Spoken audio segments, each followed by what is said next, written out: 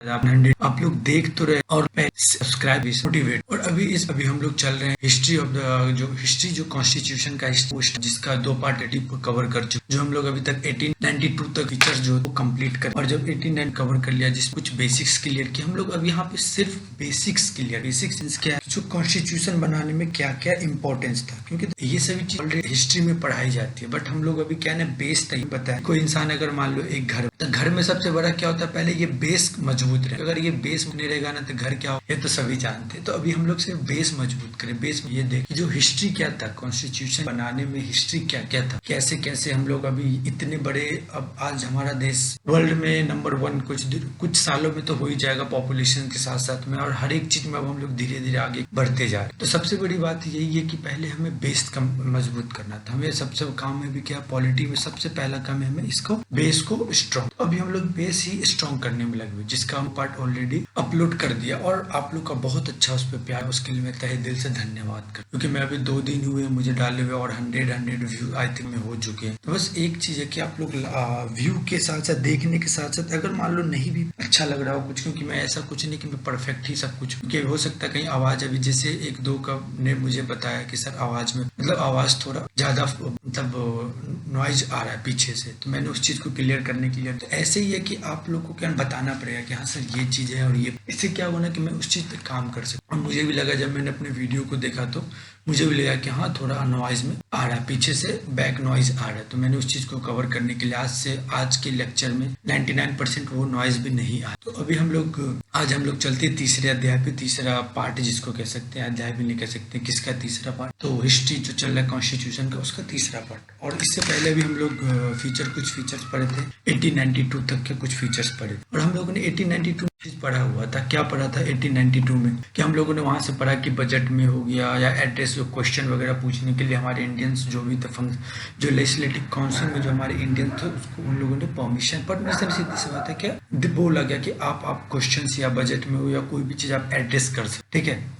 उसके बाद हम लोगों ने थोड़ा सा ये भी पढ़ा कि पहली बार या नॉमिनल फॉर्म में ही आया, लेकिन इलेक्शन का वो नाम पहली बार 1892 में ही लाया गया। तो 1892 में कुछ ऐसी बात हुई, ये चीज अभी आगे हम लोग और अच्छे से डिस्क्राइब करेंगे, क्योंकि अभी हम सिर्फ क्या ना, फिर अभी हम लोग बेस की तरफ काम करें, और ये चीज अभी बहुत ही अच्छा होगा। तो हमारा जो हिस्ट्री कह सकते हैं या origin development of the Indian constitution का, ये हमारा अभी आज का तीसरा पार्ट है, और तीसरे पार्ट अभी हम लोग स्टार्ट करेंगे। और तीसरे पार्ट में भी हम लोग कहाँ से स्टार्ट करेंगे, 1909 से अभी हम लोग स्टार्ट करेंगे। तो उससे पहले अभी हम लोग ने थोड़ा सा बैकअप लिया है, आगे अभी हम लोगों ने यहाँ तक 1858 कवर कर लिया, 1861 भी कवर कर लिया, 1892 तक कवर कर लिया। अब हम लोग चलेंगे इंडियन काउंसिल एक्ट 1909, जिसमें आज हम लोग करेंगे 1909 कवर करेंगे, और government of India act 1919 cover करेंगे, और साइमन कमीशन 1927 कवर। देखो अभी हम लोग बेसिक धीरे धीरे चल रहे हैं, कोई भी जल्दी नहीं है, क्योंकि हमें मुझे भी वीडियो को थोड़ा एनालाइज करने में समय लग रहा है कि हाँ क्या प्रॉब्लम आ रही है। जब एक बार पूरा एनालाइजेशन खत्म हो जाएगा तो फिर अपने वीडियो का लेंथ एटलीस्ट 30 to 35 मिनट रहेगा, जिसमें हम लोग अच्छे से पूरी तरीके से सब कुछ कवर करेंगे। और इसकी आप श्योरिटी लेके चलो कि आपको कोई चीज़ का प्रॉब्लम नहीं होगा। अभी आज मैंने कुछ नया चीज़ भी डाला है, तो वीडियो के लास्ट में आप जरूर देखोगे, और वो आई थिंक आपको अच्छा लगेगा। ये मुझे भी अंदर से फील हो रहा है कि आपको वो चीज़ बहुत ही अच्छा। तो अब हम लोग चलते हैं, आज का हमारा पहला टॉपिक है इंडियन काउंसिल एक्ट 1990। देखो 1990 से पहले हम लोगों ने बहुत चीज़ पढ़ लिए थे, जैसे 1892 तक क्या हम लोगों ने इलेक्शन से रिलेटेड बात हो गया था, हर एक चीज़ यहाँ पे बात हो गया था, ठीक है। तो जो इंडियन काउंसिल एक्ट 1919 आया हुआ था ना, तो उसमें क्या था ना, इसको एक तरीके से बोला जाता है मॉर्ले मिंटो रिफॉर्म। आपके पास ये क्वेश्चन आएगा कि सर ये मॉर्ले और मिंटो क्या है, ठीक है। तो देखो यहाँ पे जो मॉर्ले भाई साहब थे, ये है मॉर्ले भाई साहब। ये मॉर्ले भाई साहब एक तरीके से क्या थे, सेक्रेटरीट ऑफ द स्टेट थे, ठीक है। ये थे सेक्रेटरीट ऑफ द स्टेट। और मिंटो भाई साहब कौन थे, मिंटो भाई साहब जिसको हम लोग कहते हैं वाइसराय। ये देखो यहाँ पे एक आपको लिटिल बिट कंफ्यूजन हो सकता है, जिसको आप लोग क्लियर करके चलिए। ये चलिए कि मोस्ट ऑफ द टाइम हम लोग को भी प्रॉब्लम आती थी कि पहले कि मॉर्ले कौन है मिंटो कौन, क्योंकि हम लोग की जुबान पे हमेशा रहता है क्या वाइसराय।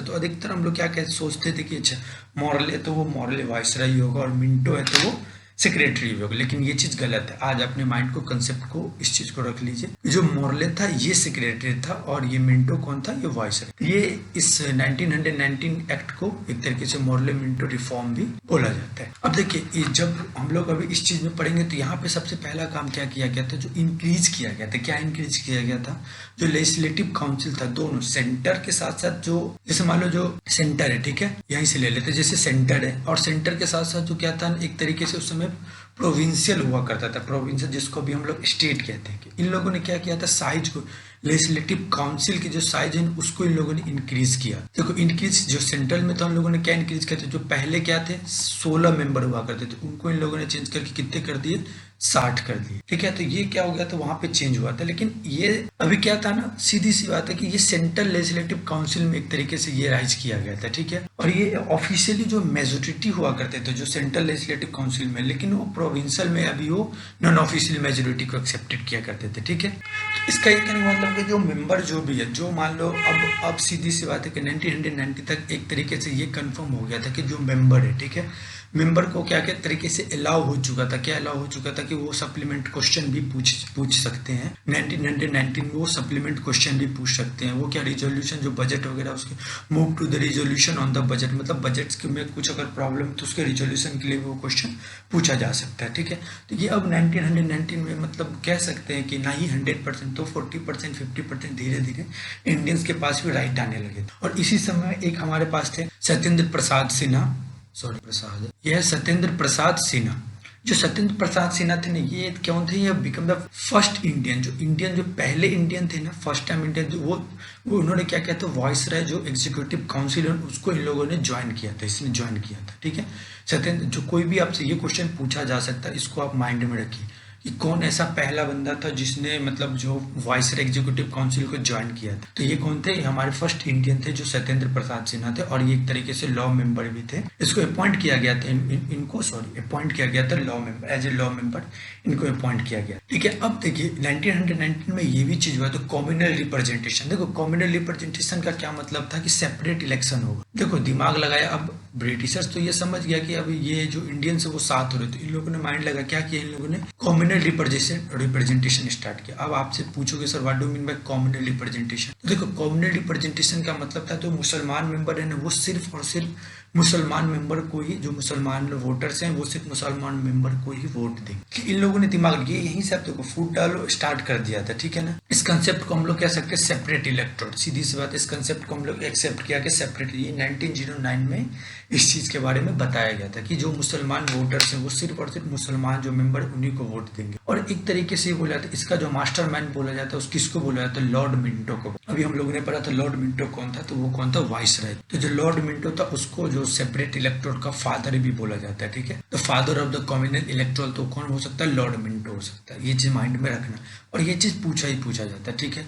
फिर धीरे धीरे क्या होगा सेपरेट, इसी में कुछ और बातें हैं जो मैं आपको बता देता हूँ। आई थिंक इस पीपीटी में आपको नहीं लिखा हुआ, लेकिन आप पीपीटी में हर एक चीज में लिख के नहीं दे सकता, लेकिन मैं आपको यहाँ हर एक वो चीज मतलब धीरे धीरे ये सब कुछ आपको मैं लेकिन समझा के ही चलूंगा, छोड़ूंगा एक भी चीज। सेपरेट रिप्रेजेंटेशन दिया गया, जो प्रेसिडेंशियल कॉर्पोरेशन होता है, जो चैम्बर ऑफ कॉमर्स होता है, यूनिवर्सिटी होता है या जमींदारी, उसका क्या होगा सेपरेट रिप्रेजेंटेशन। यहाँ तो ये पूछा जा सकता है कब दिया गया, तो 1909 में आपको दिया गया। तो आपको यहाँ से क्वेश्चन 1 से 2 पूछा सकता है। इसको, इस एक्ट को क्या कहते हैं, मोर्ले मिंटो रिफॉर्म कहते हैं। सेपरेट इलेक्टोर क्या होता है, और जो सेंट्रल लेजिस्लेटिव काउंसिल है उसको, उसका साइज कब बढ़ाया, तो ये आपसे कुछ बातें हैं। और जो सत्येंद्र प्रसाद सिन्हा कौन थे, पहली चीज, या ये भी पूछा सकता है फर्स्ट ऐसे इंडियन जो पहली बार वाइसराय एग्जीक्यूटिव काउंसिल के मेंबर बने हुए थे, जो कह सकते हो मेंबर या एक तरीके से इंडियन कोने से थे, तो सत्येंद्र प्रसाद सिन्हा। और इनको क्या अपॉइंट किया गया था, एज ए लॉ मेंबर भी अपॉइंट किया गया। तो देखो आपको बस क्या है ना, रिवाइज करना इस चीज को, आपको कुछ भी छूटेगा, इसकी श्योरिटी मैं आपको दे, मेरे से जितना तक बन सकता मैं एक एक चीज आपको यहाँ पे क्रिस्टन क्लियर करके चलो। तो ये कुछ फीचर्स थे इंडियन काउंसिल एक्ट 1900। अब ऐसे ही हम चलते, देखो अब हम लोग क्या पढ़ते, इंडियन एक्ट। अब यहाँ पे क्या हुआ, गवर्नमेंट ऑफ इंडिया है। देखो डिफरेंस देख रहे हो ना, पहले क्या पढ़े थे, पिट्स पढ़े थे, उससे पहले रेगुलेटिंग पढ़े थे, पिट्स के बाद फिर हम लोग चार्टर पे आ गए थे, चार्टर के बाद हम लोग इंडियन काउंसिल पे आए थे। अब कहाँ गया, गवर्नमेंट ऑफ इंडिया एक्ट 1990। इससे भी आगे जब 1935 में पढ़ेंगे तो और आपको बहुत अच्छा चीज इसमें देखने को मिले। तो जो 1990 था ना, इसको एक तरीके से बोला जाता है मॉन्टेगो ट्रांसफॉर्म रिफॉर्म, ठीक है।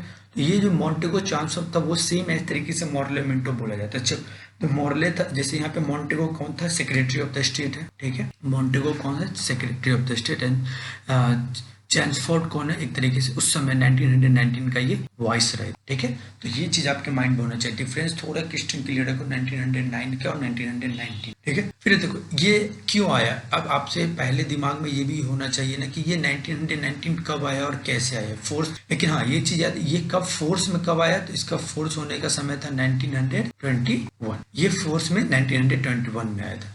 अब देखो इसके कुछ फीचर्स तो हम लोगों ने अभी सबका फीचर्स ही पढ़ा है, तो चलो इसका जो 1919 के कुछ फीचर्स क्या थे, सबसे पहला फीचर्स क्या था, सेपरेट कर दिया गया था, जो सेपरेटिंग कहते हैं किसको, सेंट्रल सब्जेक्ट को किससे कर दिया था, प्रोविजनल जो अभी क्या कहते हैं स्टेट सब्जेक्ट, ये भी अभी हम लोग आगे की ओर पढ़ेंगे। तो पहला फीचर्स क्या था, जो सेपरेट कर दिया, जो सेंट्रल सब्जेक्ट है और स्टेट सब्जेक्ट को, दोनों को उस समय का प्रोविजनल सब्जेक्ट को अलग अलग कर दिया गया था, ठीक है। उसके बाद क्या करता, फर्दर उसके बाद भी इन लोगों ने और सेपरेट किया, जो प्रोविजनल सब्जेक्ट था, फर्दर इन लोगों ने क्या किया, जो प्रोविजनल सब्जेक्ट था उसको इन लोगों ने दो पार्ट में डिवाइड कर दिया, एक ट्रांसफर्ड में और दूसरा रिजर्व। देखो ये माइंड में होना चाहिए, ट्रांसफर्ड में क्यों किया और रिजर्व में क्यों किया। तो देखो ट्रांसफर्ड सब्जेक्ट क्या था, ये एक तरीके से इसको कौन एडमिनिस्टर करेगा, तो जो ट्रांसफर्ड सब्जेक्ट था ना उसको एडमिनिस्टर करने के लिए कौन था, गवर्नर था, जो कि हेड ऑफ द जो मिनिस्टर जो रिस्पॉन्सिबल होता है लेजिस्लेटिव काउंसिल का, उसके तहत था, ठीक है।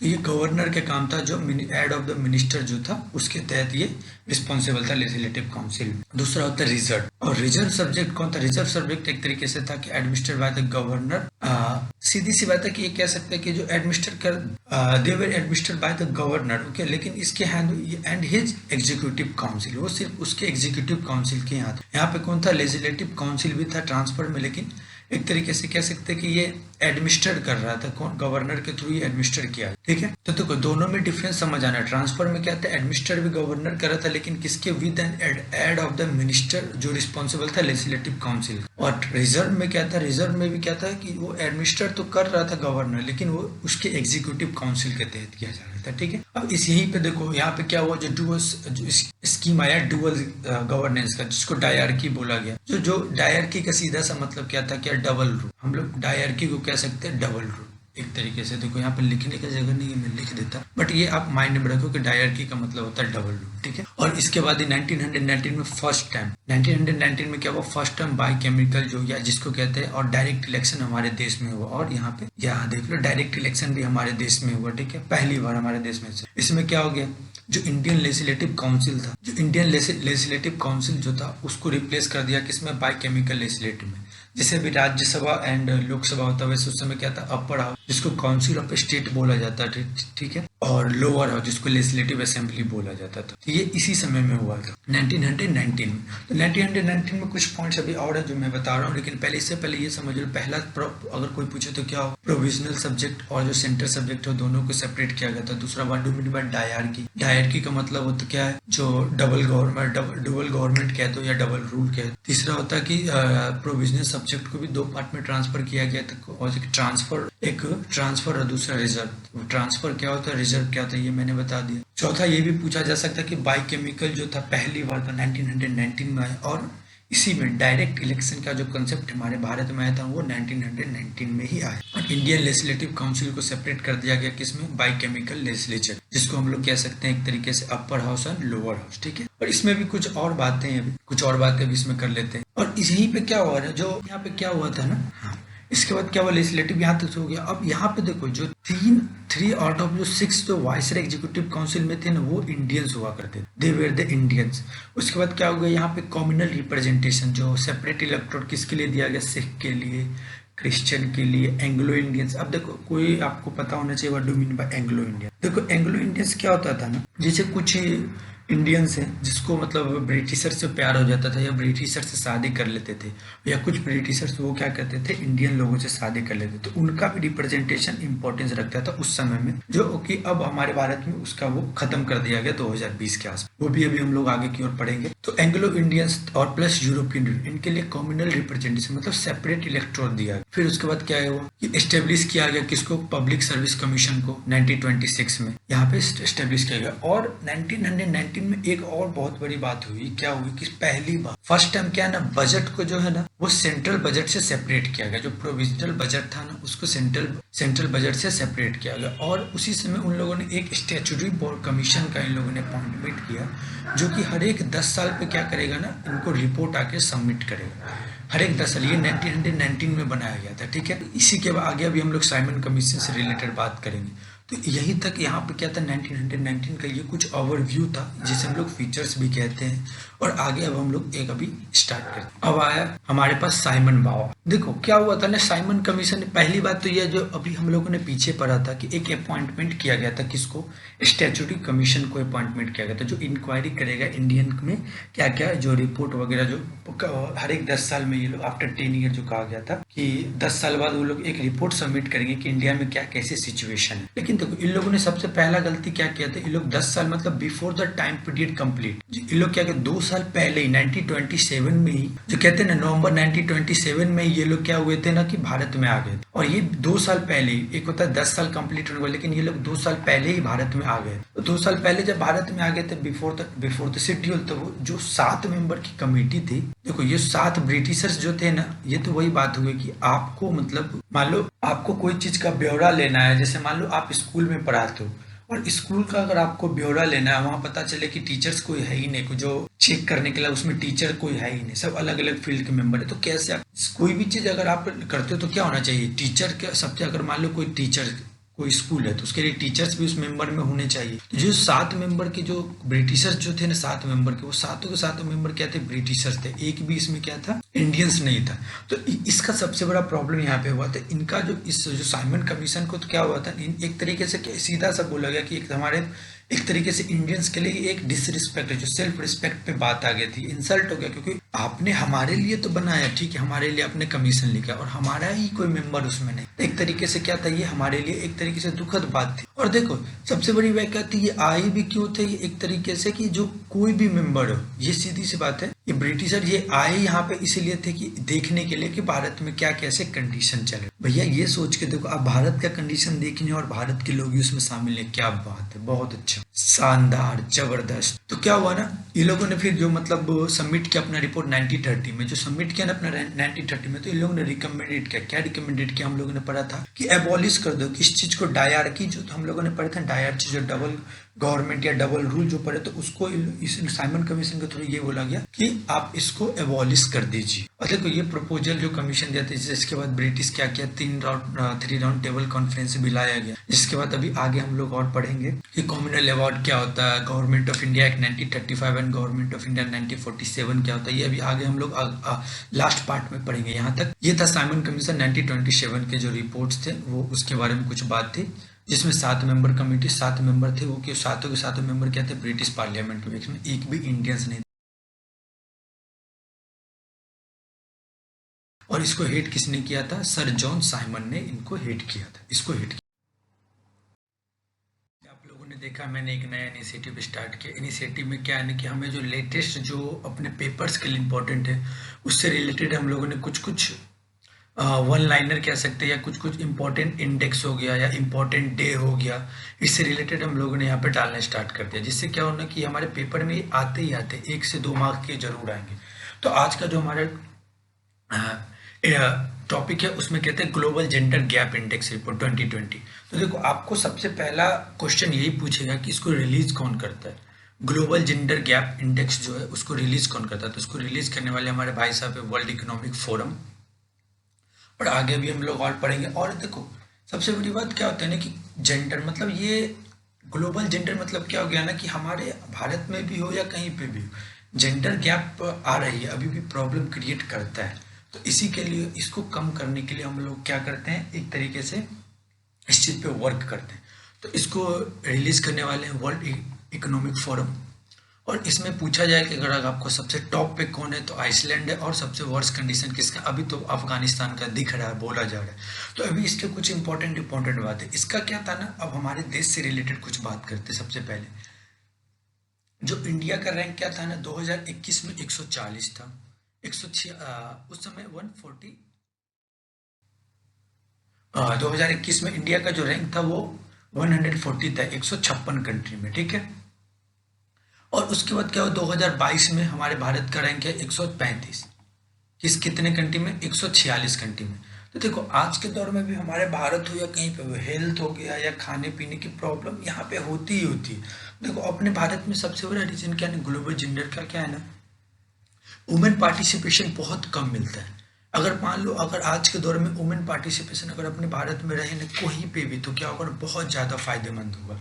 आप कोई भी देश, बड़े बड़े देश को उठा के देख लो जिसका मतलब परफॉर्मेंस बहुत ही बेटर है ग्लोबल जेंडर में, वहाँ पे आपको एटलीस्ट वन थर्ड, मैं बहुत कम बोल रहा हूँ, वन थर्ड से भी ज़्यादा आपको ना वुमेन्स का पार्टिसिपेशन गवर्नमेंट चलाने से लेके हर एक फील्ड में, या बिजनेस के फील्ड में ले लो या कोई अपॉर्चुनिटी फील्ड में ले लो, हर जगह कहीं ना कहीं आपको वुमेन्स पार्टिसिपेशन मिलेगा। लेकिन अपने भारत में ये लॉ भी एक समय एक्ट आया हुआ था, बट अभी तक वो पास नहीं हुआ कि 1/3 जो पार्लियामेंट में पार्टिसिपेशन है वुमेन्स का होना चाहिए, वो अभी तक वो पास नहीं हुआ आई थिंक।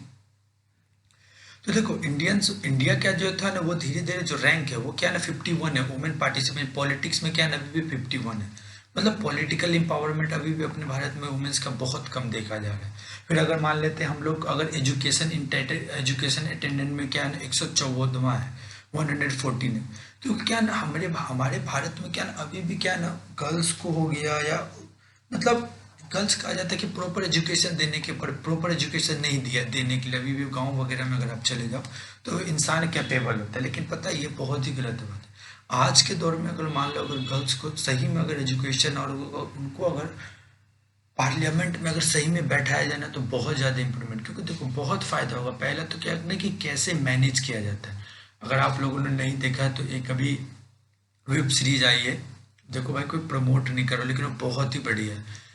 वो वेब सीरीज है आई थिंक महारानी करके, वो वेब सीरीज देखना, उसमें कैसे बताएगा कि एक अनपढ़ ही रहती है लेकिन उसके हाथ में जब पावर आता है तो कैसे चेंज करने की कोशिश करती है।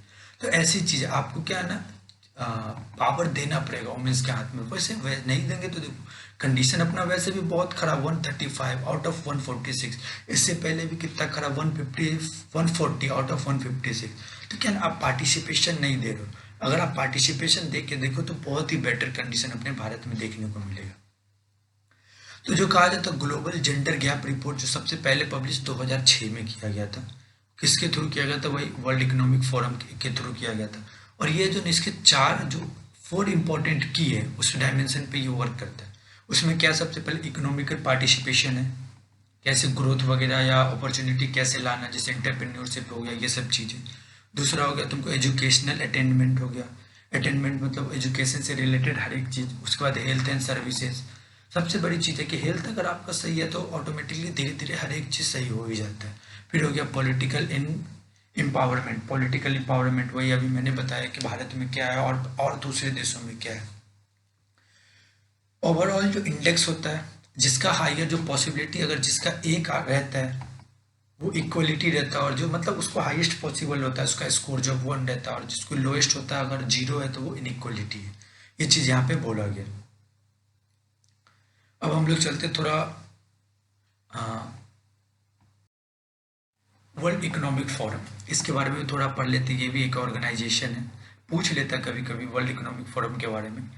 तो वर्ल्ड इकोनॉमिक फोरम स्टेब्लिश कब किया गया था, 1971 में। इसको फाउंडेड जो 1971 में किया गया था। और इसका मेन मकसद क्या होता है, जो इंटरनेशनल कोऑपरेशन, जो पब्लिक प्राइवेट पार्टनरशिप होता है ना उस पर कोऑपरेट करना। जो इसका ऑर्गेनाइजेशन है पब्लिक प्राइवेट पार्टनरशिप कोऑपरेशन, जैसे कि बिजनेस हो गया, पॉलिटिकल हो गया, कल्चरल हो गया, और जैसे लीडरशिप जो सोसाइटी वगैरह का उससे रिलेटेड ये एक तरीके से कह सकते हैं कि काम करता है, और उससे रिलेटेड ये हर एक चीज़ का देख रेख करता है। इसका हेडक्वार्टर है जिनेवा स्विट्जरलैंड में। जिनेवा स्विट्जरलैंड में इसका हेडक्वार्टर है। देखो आपसे ये सब कोई नहीं पूछेगा, बस ये पूछेगा वर्ल्ड इकोनॉमिक फोरम होता क्या। आपसे मेन पूछा जाएगा क्या, रिपोर्ट जो पब्लिश करता है वर्ल्ड इकोनॉमिक फोरम वो कौन कौन है। और ये बहुत ही इंपॉर्टेंट, ये पूछता हर एक पेपर में।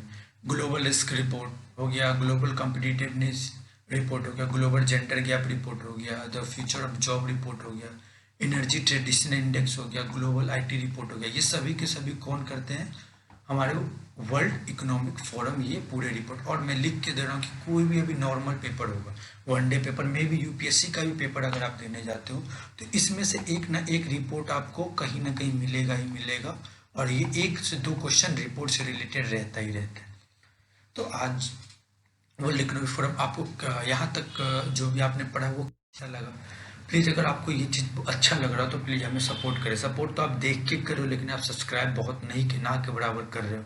अगर आपको हमारे चैनल सब्सक्राइब करना तो ये ऊपर एक लिंक दिया हुआ है, मैं और इसी लिंक को मैं डिस्क्रिप्शन में भी डाल दूंगा, जिससे आप लोग ज़्यादा से ज़्यादा और लोगों को इसको शेयर करें और हमारे पॉलिटिक कंसेप्ट को सब्सक्राइब करें। अगर आपको ये बेटर लग रहा है, नहीं भी लग रहा तो एटलीस्ट कमेंट सेक्शन में ये जरूर बताएं कि क्या चीज़ इंप्रूवमेंट की ज़रूरत है, और वो इम्प्रूवमेंट किया जाएगा। अभी जैसे मैंने नया नया चीज़ जैसे करंट से रिलेटेड भी मैंने डालना स्टार्ट किया है, जो कि इम्पोर्टेंट है, पेपर में पूछता ही पूछता। कल भी जैसे मैंने प्रवासी भारतीय दिवस के बारे में डाला था, फिर आज जैसे मैंने ये चीज़ डाला, तो ये आपको एक सेक्शन न्यूज़ से रिलेटेड रहेगा ही रहेगा। आगे हम और बेटर करेंगे। अगर आप लोग को अच्छा लगे तो प्लीज़ इस चीज़ को पहले जितना सपोर्ट करोगे, जिससे आगे हम इस चीज़ को और आगे से आगे वर्क करेंगे। और आपके हमें इस चीज़ के लिए सबसे पहले आपकी ज़रूरत है, अगर आपको ये चीज़ अच्छा लग रहा हो तो हमारे चैनल को सब्सक्राइब जरूर करें, पॉलिटिक कंसेप्ट, और ये हमारा चैनल का लिंक है। और एक लाइक या एक कमेंट जरूर पास करें, जिससे हमें ये देखने को मिलेगा क्या और इम्प्रूवमेंट की जरूरत। जैसे अभी कुछ लोगों ने इम्प्रूवमेंट के लिए बोला कि साउंड में थोड़ा प्रॉब्लम है, तो मैंने उस चीज़ को इस बार इम्प्रूवमेंट 100% के अपने अनुसार कर दिया है। अगर फिर भी कोई प्रॉब्लम है तो ज़रूर हमें इस चीज़ के बारे में बताएं। और थैंक यू, आज के लिए इतना ही काफ़ी है। धन्यवाद और आपका दिन शुभ हो। अगर आपको ये चैनल अच्छा लगा हो, ये कंसेप्ट और ये न्यूज़ आपको अच्छा लगा, आपके लिए बेनिफिशियल हो इन्फॉर्मेशन, तो आप प्लीज़ हमारे चैनल को सब्सक्राइब करें। धन्यवाद एंड थैंक यू।